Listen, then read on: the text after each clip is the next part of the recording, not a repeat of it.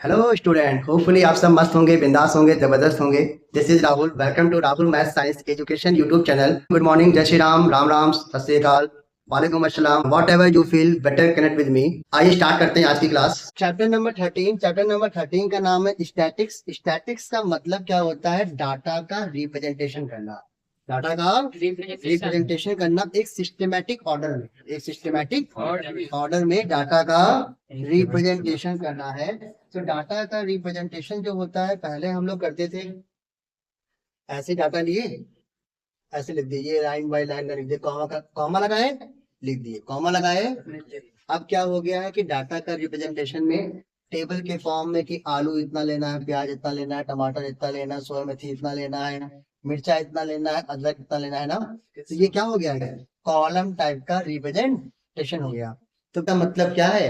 Representation of data in a systematic way. Clear है? Data का representation हम लोगों ने कर दिया। डाटा को अब ऑब्टेन करने के लिए, डाटा को ऑब्टेन करने के लिए दो तरह का मेथड होता था, प्राइमरी मेथड और सेकेंडरी मेथड। प्राइमरी मेथड ये था कि हम मार्केट में खुद निकले, डाटा को कलेक्ट करें और नोट कर लें। जैसे एग्जांपल, मुझे चाहिए कि मेरे घर के सामने से कितनी गाड़ियां पास हो रही हैं, टू व्हीलर, फोर व्हीलर और cycle. Two wheeler, four wheeler और साइकिल। ठीक है, तो मैं बाहर कॉपी पेन लेके बैठ जाऊंगा और नोट करना शुरू कर दूंगा। ठीक है, अब मान लो ये क्या था? प्राइमरी, मैं खुद जा करके वर्क कर रहा हूं। सेकेंडरी ये हो जाएगा कि मैंने कह दिया जाओ भाई ये कर लाओ, डाटा का कलेक्ट कर लो। तो मैंने किसी और से कहा, वो गया डाटा कलेक्ट किया ना, तो ये कैसा कहलाएगा? सेकेंडरी। क्या कहलाएगा ये? प्राइमरी क्या था? Direct interaction.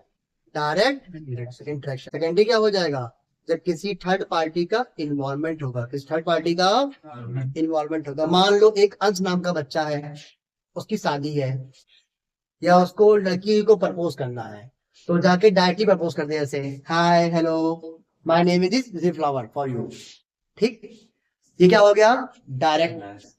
और अब मान लो इनडायरेक्टली, तो मान लो एक बच्चा और है साथ में उसके, भाई भाई तेरे को देख रही है, भाई तेरे को देख रही है, भले वो ना देख रही हो, उस चक्कर में अपना के देखी जरूर है। अरे, तो ये क्या था?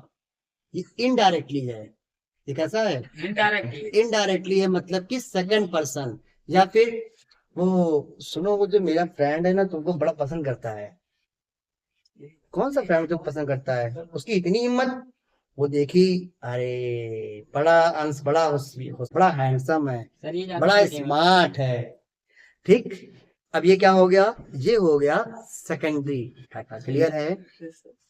डायरेक्टली ना इन्वॉल्व होकर के थर्ड पर्सन को इन्वॉल्व करना। क्लियर है यहाँ से यहाँ तक?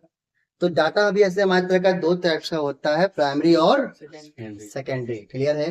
तो डाटा का रिप्रेजेंटेशन या तो हम रो में करेंगे या तो हम कॉलम में करेंगे। तो रो कॉलम से बेटर है कि हम उनको टेबल के फॉर्म में रिप्रेजेंट करें। कैसे रिप्रेजेंट करें? टेबल के फॉर्म में। ये आपको क्लास 9 में सिखाया गया था। डाटा का रिप्रेजेंटेशन टेबल के फॉर्म में, आपने चार्ट बनाया था, bar graph, histogram, frequency, polygon. कुछ याद आ रहा है? तो बिल्कुल वैसा ही है। तो आइए मूव करते हैं। तो स्टैटिक्स में हमें तीन तरह के तीन पार्ट पढ़ने हैं। कौन कौन से? मेनली स्टैटिक्स में हम लोगों को केवल तीन पार्ट पढ़ना है, मीन, मीडियन और लास्ट में मोड। मीन, मीडियन, मीन का मतलब ये होता है एवरेज वैल्यू। ऐसा वैल्यू? एवरेज वैल्यू, जिसको हम लोग रिप्रेजेंट करेंगे एक्स बार से। कैसे रिप्रेजेंट करेंगे? एक्स बार से। क्या होता है? Average value. मीडियन का मतलब होता है मिडिल वैल्यू। कौन सा वैल्यू? Middle value. ठीक है। मोड का मतलब ये होता है जो सबसे ज्यादा बार आया हुआ हो। तो मोड का मतलब क्या लिखेंगे? Maximum time appear.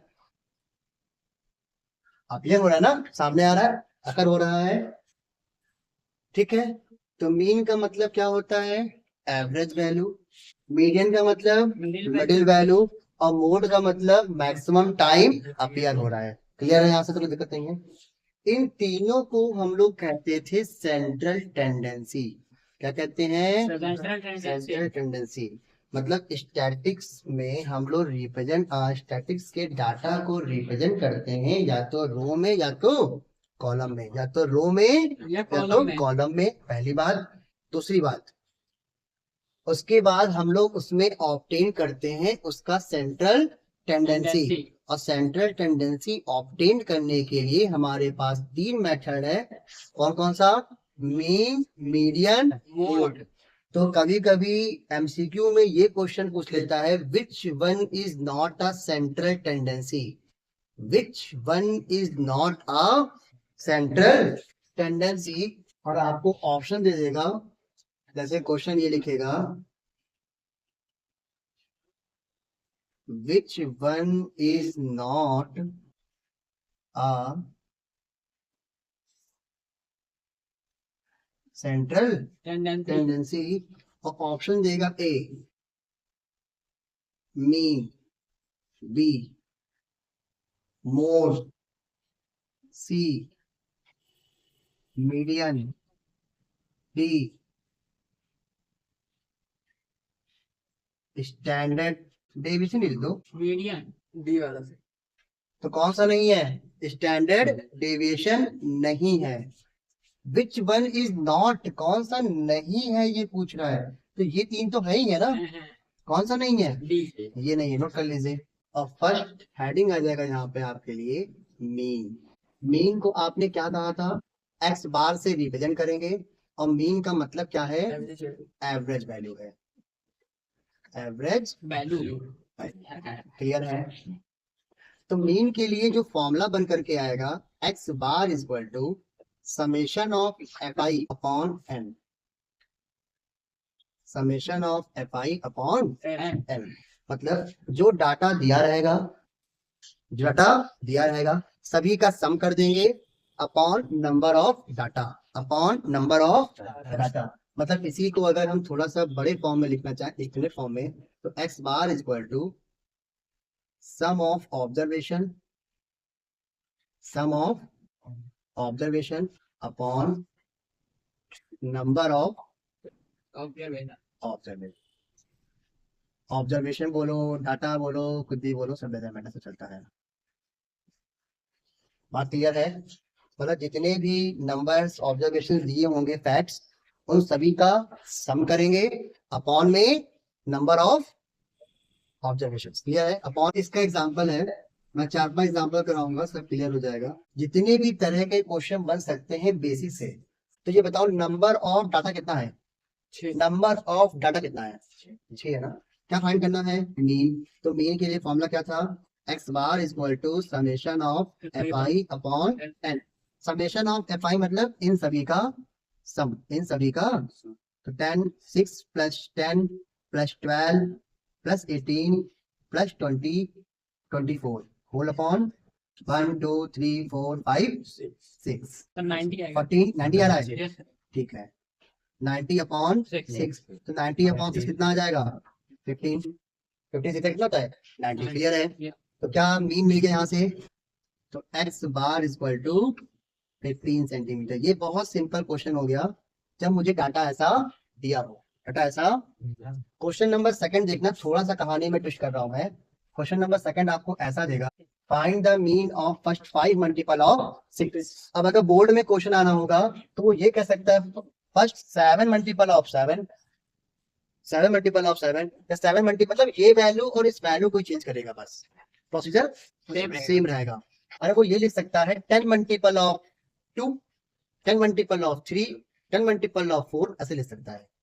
तो मतलब ये वैल्यू और ये वैल्यू चेंज कर सकता है। तो इसका मतलब ये कह रहा है हमें मीन बताओ 6 के शुरुआती 5 मल्टीपल्स के। तो अगर यहाँ पे डाटा देखा जाए तो 6 आ जाएगा, 12 आ जाएगा, 18, 24, 30। 5 ही तो कहा गया था, तो 5 ही लिखेंगे। क्लियर है? फाइंड क्या करना है मुझे? मीन। तो मीन के लिए फॉर्मूला क्या था? X bar is equal to summation of F I upon F. तो इन सभी का सम, इनका सम करें तो कितना आ रहा है? 88। अपॉन में 6 अपॉन में क्या आ जाएगा 5 आएगा। तो सम करने कितना आ रहा है 90 आ रहा है। तो 90 अपॉन 5 मीन्स कितना हो जाएगा 18। तो यहाँ से मीन कितना मिल गया 18। कोई दिक्कत इसमें? देखो यहाँ से दो ही तरह का बन सकता है। देखो या तो आपको डाटा दिया होगा, या तो आपको डाटा दिया होगा, या तो आपको डाटा कैसे देगा वो एज अ लैंग्वेज मिलेगा, एज अ लैंग्वेज मिलेगा। क्लियर है? नेक्स्ट क्वेश्चन ये बनेगा find the value of x if the mean of data 10 12 14 16 18 20 comma x is 15। मतलब ये कह रहा है कि इन सभी नंबर्स का अगर मीन निकाला जाए तो मीन कितना आएगा 15। क्वेश्चन में फिर भी कर रहा हूँ। Find the value of x, आपको x का वैल्यू बताना है। If the mean of the data 10 12 14 16 18 20 comma x is 15। Clear यहाँ से यहाँ तक? तो अब देखिए अगर यहाँ से यहाँ तक क्लियर है तो हमें सबसे पहले क्या अप्लाई करना पड़ेगा मीन का फॉर्मूला। तो मीन का फॉर्मूला क्या था x bar equal to summation of fi upon n। Summation of fi upon summation of fi मतलब क्या होता है सभी फ्रीक्वेंसीज का सम। तो 10 plus 12 plus 14 plus 16 plus 18 plus 20 plus x। बेटा कितनी ऑब्जर्वेशन है 7। 1 2 3 4 5 6 7 इज इक्वल टू 15। सही है? ये 7 कहाँ जाएगा मल्टीप्लाई में। अब इन सभी को ऐड करने में कितना आ रहा है 90 90 प्लस x। इसको मल्टीप्लाई करें कितना आ जाएगा 105। तो इसका मतलब x कितना मिल जाएगा भाई 90 कहाँ जाएगा माइनस में जाएगा। 90 कहाँ जाएगा माइनस में। तो 105 माइनस 90 तो x इक्वल टू 15 आ जाएगा। क्या सबको समझ में आया? तो ऐसा भी क्वेश्चन आता है कि जब आपको डाटा में से कोई एक वैल्यू मिस कर देगा और मीन दे देगा, एमसीक्यूज में आता है। क्लियर है? थोड़ा और पुश कर रहा हूँ बढ़ा रहा हूँ। देखो अंडे जी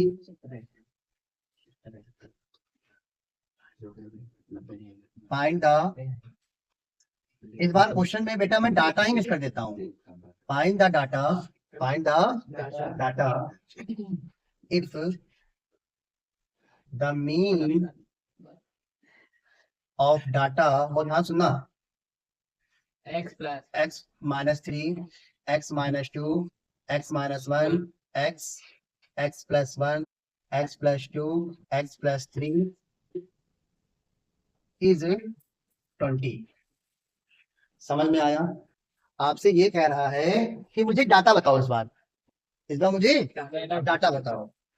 वैल्यू ऑफ x बताए ठीक है, मीन बताए ठीक है, लेकिन इस बार वो कह रहा है मुझे डाटा ही बता दो। और जब डाटा जो हो वो इस फॉर्म में दिया हो, किस फॉर्म में दिया हो इस फॉर्म में दिया हो, तो आप इसको कैसे सॉल्व कर सकते हो ना? बताओ मीन का फॉर्मूला क्या था summation of fi upon n। Sublimation भैया केमिस्ट्री में चले जाओ। Sublimation condensation evaporation.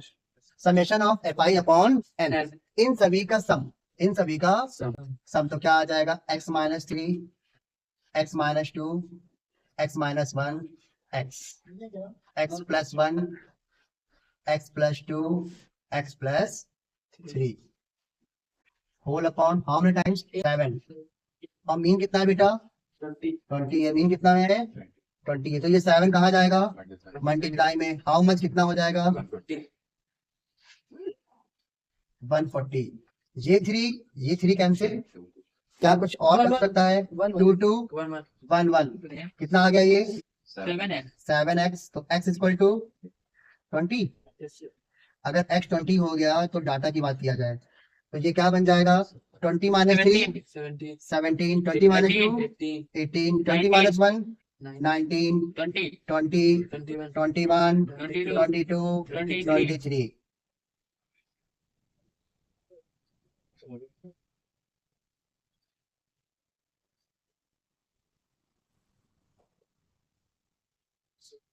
कोई दिक्कत इसमें? No sir. तो पहला क्वेश्चन मैंने जो आपको दिया था उसमें क्या मिस था? उसमें मिस था मीन, आपने मीन निकाला। दूसरा क्वेश्चन लैंग्वेज में लिखा था, फिर आपने उसका मीन निकाला था। तीसरे क्वेश्चन में मीन दिया गया, एक डाटा मिस कर दिया था, है ना। फोर्थ क्वेश्चन जो मैंने बना के दिया है उसमें डाटा ही मिस कर दिया है, डाटा ही मिस कर दिया है, आपको डाटा बताना है। कोई दिक्कत इसमें? क्वेश्चन क्लियर समझ में आया? बेसिक में आपका देखा जाएगा। लास्ट डे तक हम लोगों ने पढ़ा था कि जब डाटा हम लोग को गिवन हो एक रो में, है ना, डाटा हम लोग को गिवन हो एक रो में, उसको हम लोगों ने नाम दिया केस नंबर 1। आज हम मूव करने जा रहे हैं केस नंबर 2। तो ये केस नंबर 2 आया कहाँ से होगा? केस नंबर 1 से तो आया होगा ना। जब 1 में प्रॉब्लम आया होगा या 1 को और इजी करना होगा, तब हम लोग कहाँ मूव करेंगे? केस नंबर 2 की तरफ। तो इस बार केस नंबर 2 में अरे किसमें हो गया है? टेबल में है। और यहाँ पे बोलेंगे without class interval, without class interval, या कह लो इसको विदाउट ग्रुप डाटा। मतलब वो ग्रुप में नहीं होगा, वो डिस्क्रीट होगा, अलग अलग। क्या होगा? अलग अलग। फॉर एग्जाम्पल, पहले मैं एग्जाम्पल देता हूँ। पहले मैं आपको कन्वर्ट करना सिखाऊंगा डाटा जो कि रो में था उसको टेबल में, रो को टेबल में। तो उससे पहले आप एक एग्जाम्पल देखिए। आपको क्या करना है? इसका मीन निकालना है। तो बताओ मीन का फॉर्मूला क्या था? समीशन ऑफ मीन का फॉर्मूला क्या था? X bar is equal to summation of F I upon N. मतलब जो फ्रीक्वेंसी जो डाटा दिया गया उसको सम कर दो अपॉन में नंबर ऑफ ए। तो क्या हम इसको अब ऐसे लिखकर ऐड करें? क्या डायरेक्टली ऐड कर सकते हैं? और डायरेक्टली ऐड किया तो क्या आ जाएगा? 1 + 2 3 + 3 6 + 2 8 3 11 1 12 2 12 2 14 14 3 17 17 4 21 2 23 4 27 2 29 3 32 1 33। सही है। एक बार क्रॉस चेक कर लीजिए सभी लोग। नंबर ऑफ ऑब्जेक्ट्स कितने हैं? 14 है। तो अगर हम एक और बढ़ा ले थोड़ा इजी रहेगा ना। तो यहाँ पे मैंने 2 बढ़ा दिया है। अब ये कितना हो जाएगा? 35 अपॉन में 15। क्या 5 पे टेबल से कटेगा? क्या आ जाएगा? 7 अपॉन 3। सही है, 7 अपॉन। अब मैं इसी डाटा को कन्वर्ट करूंगा टेबल के फॉर्म में, इसी डाटा को कन्वर्ट करूंगा टेबल के फॉर्म में। अगर टेबल फॉर्म में कन्वर्ट करेंगे तो ये बताओ आपके मन में आ रहा बस क्या बार बार 1 को ऐड करो 2 को ऐड करो, ऐसा करो। कितने बार 1 आया है चुपचाप बताओ कितने बार आ रहा है 1। यहाँ आपने कहा नंबर और यहाँ आपने कहा अपीयर। नंबर कौन कौन से आ रहे हैं? 1 2 3 4। कुछ और तो नहीं आ रहा है number digits? 1 how many times? 3 times. 2 3 4 2 times. सही है भैया ना, कोई दिक्कत नहीं है। अब आप इन दोनों को मल्टीप्लाई कर दीजिए, नंबर इंटू अपीयर। तो क्या आ जाएगा? 3 12 12 8। कितना जगह ऐड करने पर? 24 24 और 11 35 35। और ये कितना है? 15, है ना। तो सभी नंबर का, अगर सभी नंबर को ऐसे लिखो या सभी नंबर को ऐसे आपस में मल्टीप्लाई करके ऐड कर दो, कितना आ गया? 35 अपॉन नंबर ऑफ डाटा कितना है? 15। तो क्या बोलोगे? 35 अपॉन 15। बात समझ में आया? क्या दोनों केस में सेम मिल रहा है? अरे मेरे कहने का मतलब ये है, चाहे 1 को 4 टाइम्स 1 को 3 टाइम्स ऐड करो, या 1 को 3 से मल्टीप्लाई करके डायरेक्ट 3 बोल दो, सही है। 2 को 6 टाइम्स ऐड करोगे 12 आएगा, या 2 को 6 से मल्टीप्लाई कर दो तो भी तो आ जाएगा ना। इसी का यूज करके हम लोगों ने क्या ना टेबल बनाया था, टेबल।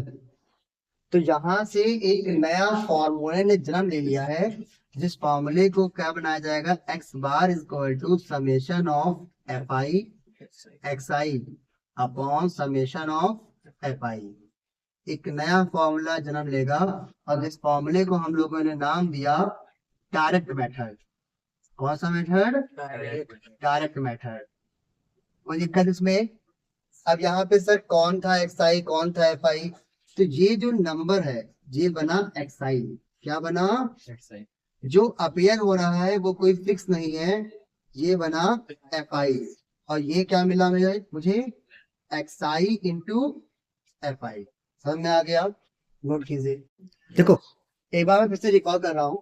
केस नंबर 2 में डाटा दिया होगा टेबल में, ठीक है? तो वहां पे जो फॉर्मूला आएगा उस फॉर्मूले को लाने से पहले मैं आपको उसका बता दूं इंट्रोडक्शन कैसे आया था वो। मान लीजिए एक एग्जांपल है, find the mean of the data, और डाटा ऐसे दिया गया है। डाटा ऐसे दिया गया है मतलब किस पे दिया गया है? रो में दिया गया है ना।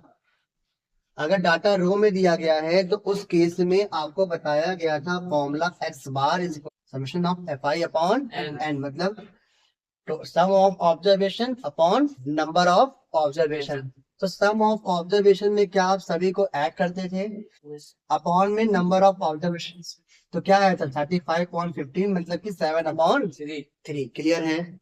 अब देखो इतने डाटा को ऐसे ऐड करने में काफी टाइम टेकन था।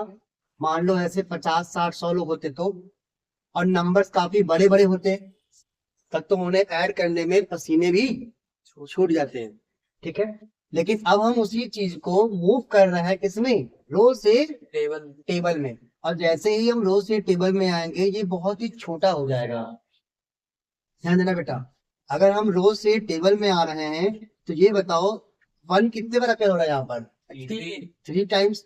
तो 1 को 3 से मल्टीप्लाई कर दो, डायरेक्टली 3 मिल जाएगा। फिर ऐसे ही 2 हाउ मेनी टाइम्स? 6 टाइम्स।